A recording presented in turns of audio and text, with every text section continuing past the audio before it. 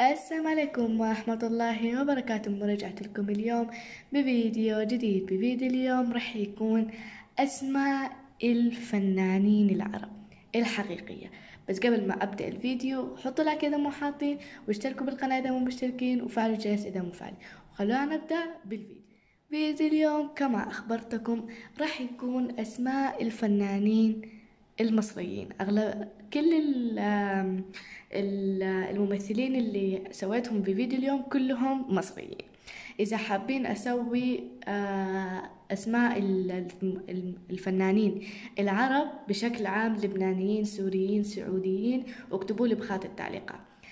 اليوم قررت إني أجيب أسماء الفنانين المصريين الحقيقية.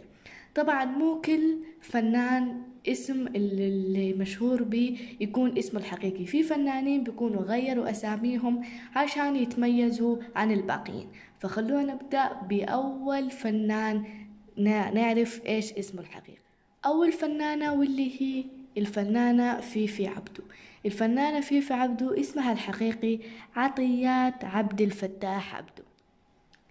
الفنانة آيتن عامر اسمها الحقيقي سمر أحمد عبد الغفار، مع أنه صراحة اسمها غريب ومختلف. سمر اسمها صراحة حلو، فاسمها كان أحلى من الاسم اللي هي الحين مشهورة. ثالث فنان أو مغني حكيم.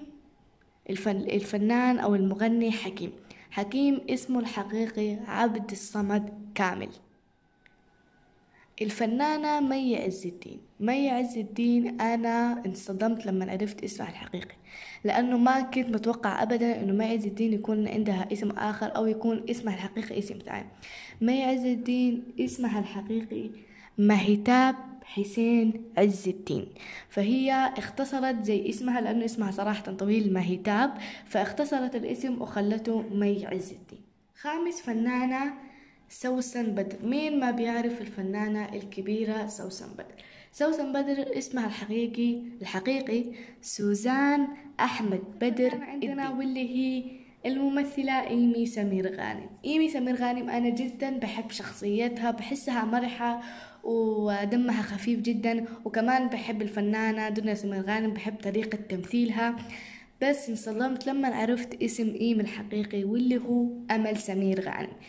إيمي سمير غانم اسمها الحقيقي أمل سمير غانم. وبس هذا كان كل الفيديو. أتمنى الفيديو عجبكم. إذا حابين أسوي لكم جزء ثاني عن الممثلين العرب بشكل عام اكتبوا لي بخانة التعليقات. لا تنسوا اللايك والسبسكرايب والاشتراك بالقناة. بحبكم، مع السلامة. Yeah, put a billboard in my city, yeah, I do it for the stunt. Riding Bentleys in your city, yeah, I do it for the stunt. I might fly your girl out with me, yeah, I do it for the stunt. I might go and blow like 50, yeah, I do